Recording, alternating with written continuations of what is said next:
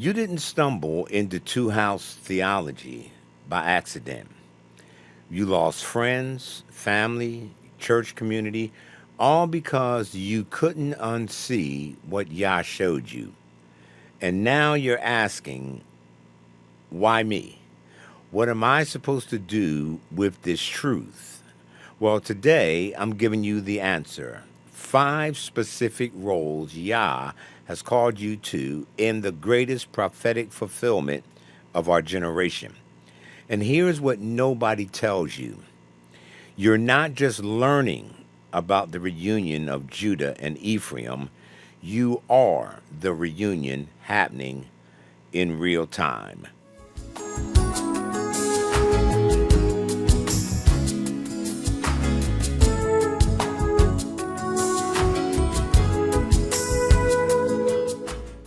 By the end of this video, you'll know exactly which role fits you, and you'll have specific action steps you can take this week.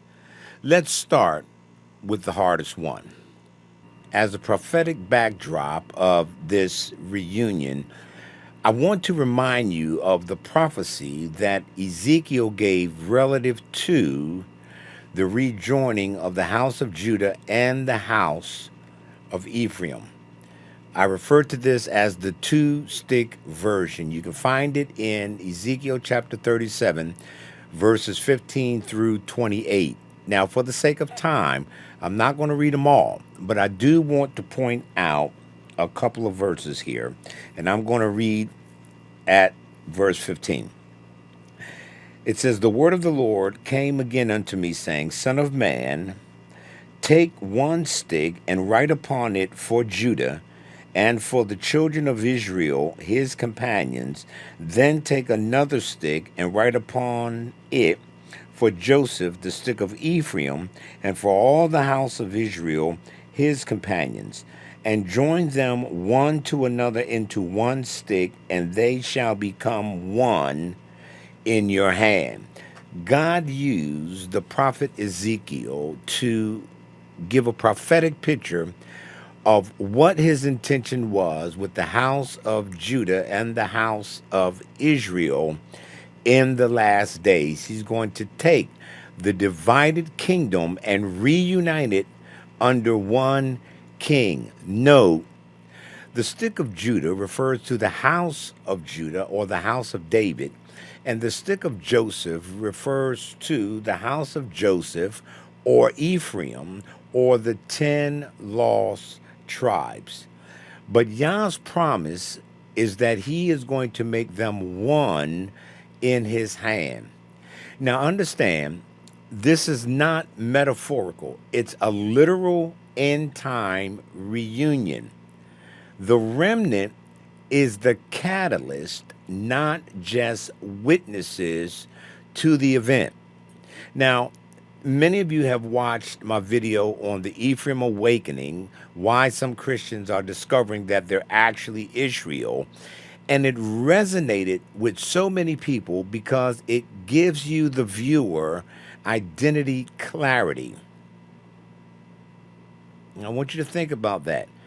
It gives identity clarity. But the question at hand is not so much who they are, but what are they actually called to do.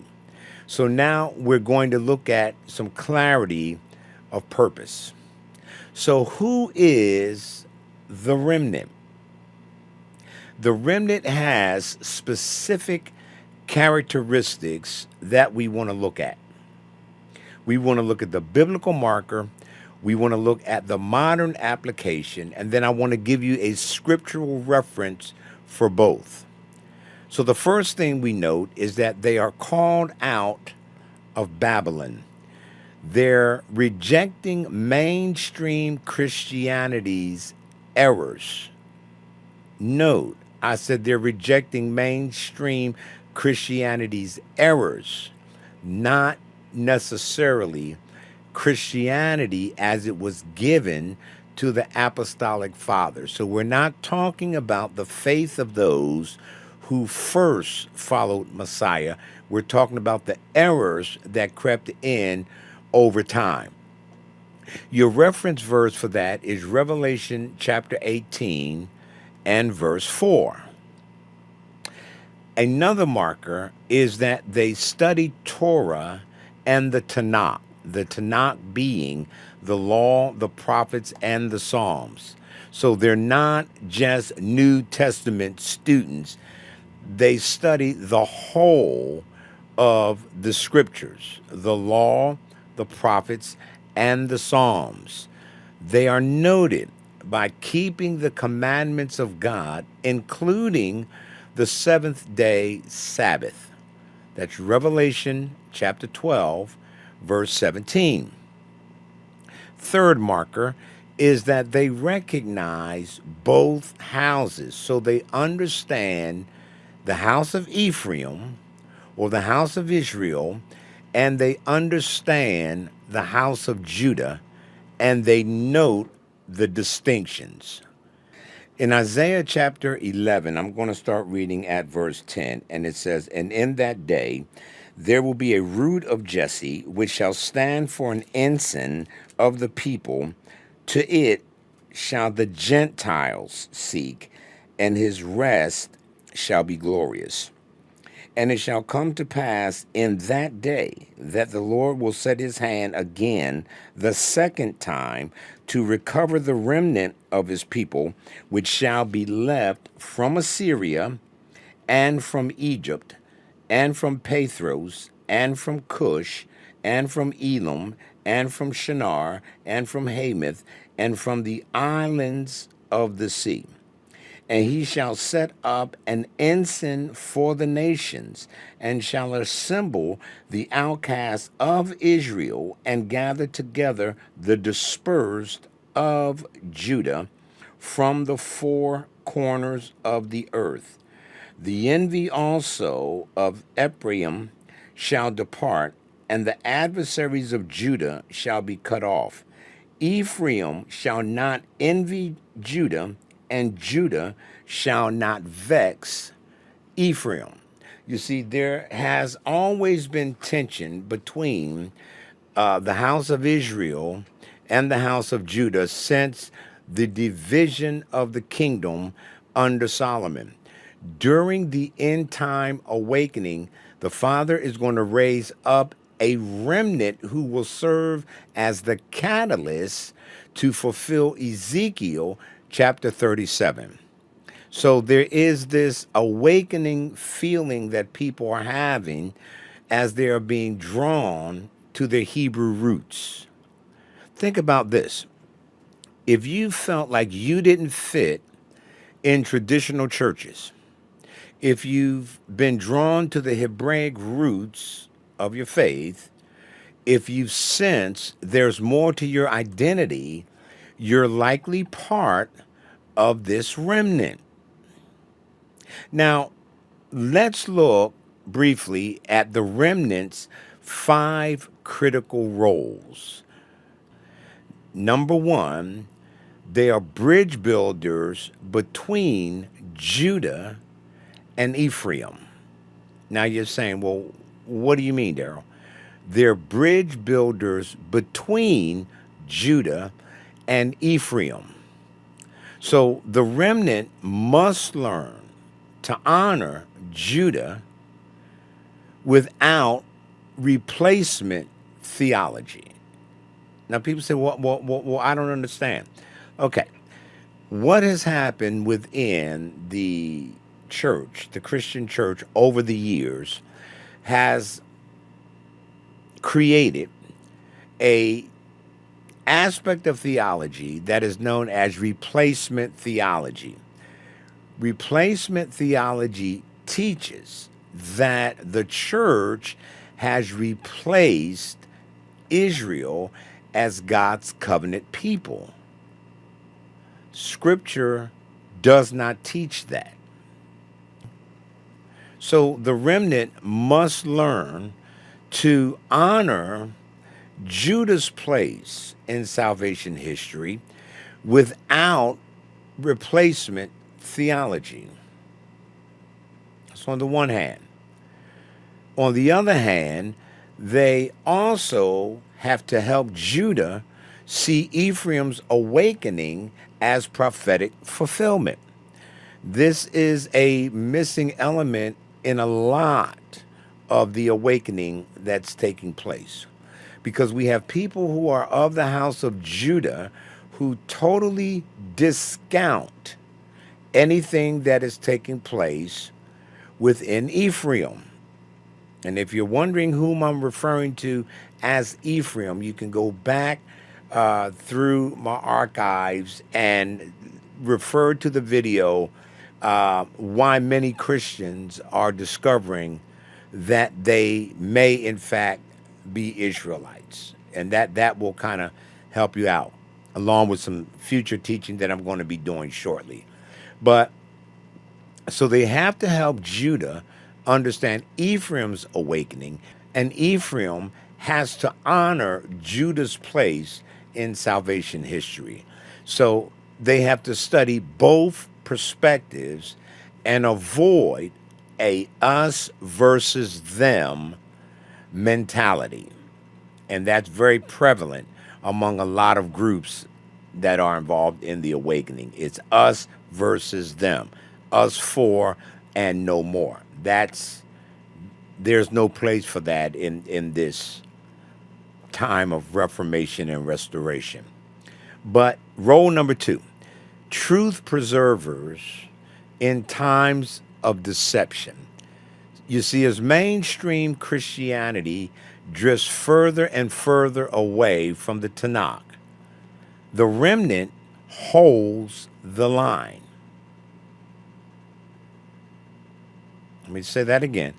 As mainstream Christianity drifts further and further away from the Tanakh, the remnant holds the line. Remember, the Tanakh is the law, the prophets, and the Psalms. It's just not the Torah, the first 5 books. It includes the Torah, but it includes much more. So Ezekiel chapter 33, verse 7 tells us this. So you, O son of man, I have set you a watchman unto the house of Israel. Therefore you shall hear the word at my mouth and warn them from me.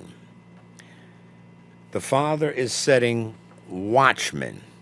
You, the remnant, are those watchmen on the wall. But remember this, do not compromise on biblical truth even when it isolates you, because biblical truth will cause a division. Role number 3, the remnant are community gatherers. Yah is calling the scattered remnant into physical communities. This actually mirrors ancient Israel's tribal structures. So the Father is calling the remnant into physical communities. So what do? Actively seek fellowship with like-minded believers. I did a video on biblical community, 3 signs that you found your tribe. And this is dealing with establishing biblical community. The views and responses on that video proves you, the remnant, are seeking for community. You know, I saw many people commenting on that video that they were in a certain city, or, you know, they gathered in a certain community, a couple of people, and I actually saw people connecting one with another, people who lived very close to one another and had no idea that they were like-minded believers in their areas. So I want you to comment on this video and let us know your city, your state, so that you too can connect with other believers in your respective areas. So the remnant are community builders.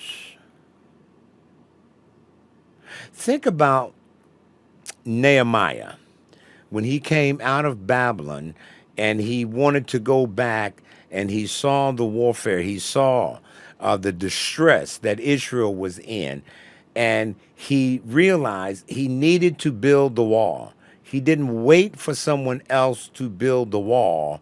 He requested resources, gathered together other like minded people, and they began to build the wall. You see, the remnant has work to do. This is not working for salvation. This is working as a result of our salvation. It's actually the working out of the purpose of God in our salvation in real time. We were saved for a purpose. That purpose is to be participants in the redemptive work of Yah. Which brings us to role 4. We are intercessors for the reunion. Prayer is the remnant's primary weapon in spiritual warfare. So praying for the peace of Jerusalem includes praying for all of Israel's restoration. So we ought to be a people of prayer. So your action step is going to be to daily pray for both houses' reconciliation. That's the house of Israel and the house of Judah. Number 5, living testimonies of the restoration. See, our transformed life demonstrates what reunion looks like. So when Judah and Ephraim see the fruit, then they'll want what we have. And I think so often with people who are in the awakening, we can be so harsh and so judgmental, so unchristlike, so ungodlike. People don't want anything to do with it because they don't see the fruit of the Spirit that they see in the life of Messiah, in the life of the apostles. They don't see the fruit. And Yeshua said, by their fruit, you'll know them. See? So when Judah and Ephraim sees the fruit manifested in the remnant, then they'll want what we have. So what's the action step? Let our obedience and love be our witness. Our obedience and our love. Let that be our witness. Now, are there obstacles to this? Are there obstacles to being part of the remnant? Absolutely. Obstacle number 1, obviously, is isolation and discouragement. See, you might be the only one in your family who understands this. But remember, Elijah, the prophet, felt alone as well. But the word to Elisha from the Father was that he had reserved, that's a remnant, 7,000 others that Elijah knew nothing about. See, Yah always has a remnant. And that remnant serves a very specific purpose in the plan and the purpose of God. You are a part of that remnant.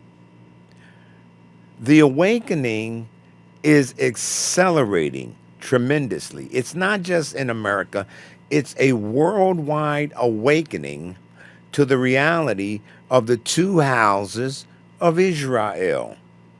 But the Father is calling forth right now in this hour his remnant to be workers, laborers in the vineyard. The second obstacle is spiritual warfare. Now, this is not spiritual warfare like going out into the ethers and binding demons and devils in the third and fourth dimension. That's not what we're talking about. The majority of spiritual warfare takes place in your mind. So Paul could tell us the weapons of our warfare, they're not carnal, they're mighty through God to the pulling down of strongholds, casting down imaginations and every high thing that exalts itself against the knowledge of Yah, bringing every thought into captivity to the obedience of Christ. That's the spiritual warfare because the enemy doesn't want the reunion to take place. My video on 5 deadly mistakes that every Ephraim believer must avoid deals with how to handle a lot of these spiritual attacks. What's the solution? Ephesians 6 tells us to put on the whole armor of God so that we can stand in this day. Put on the whole armor of God. This is where your community support comes in as well. And of course, needless to say, staying in the word of the Lord. Stay in the word. Obstacle number 3 is timing uncertainty. What do I mean? This is where you begin to ask, when will this reunion happen? You know, it's kind of like the date setters for the second coming or the date setters for the rapture. Everybody trying to figure out when it's going to happen. The question is, what are we going to do in the meantime until it happens? See, we're in the preparation phase now.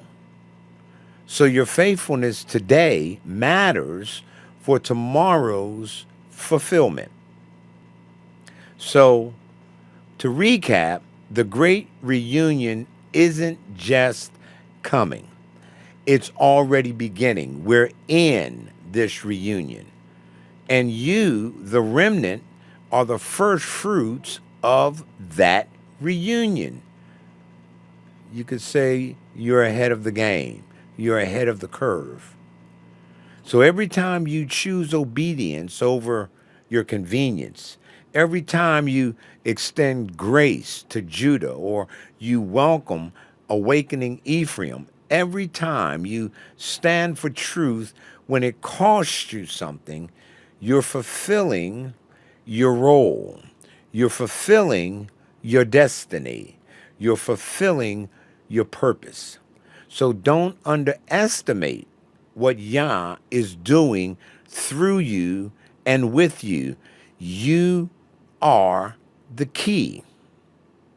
So I want you to comment below which of these 5 roles resonates the most with you. I want you to share this with someone who needs to hear their calling. Lastly, I want you to subscribe if you're part of the remnant that Yah is gathering. I'm going to be sharing next on the priesthood of Ephraim.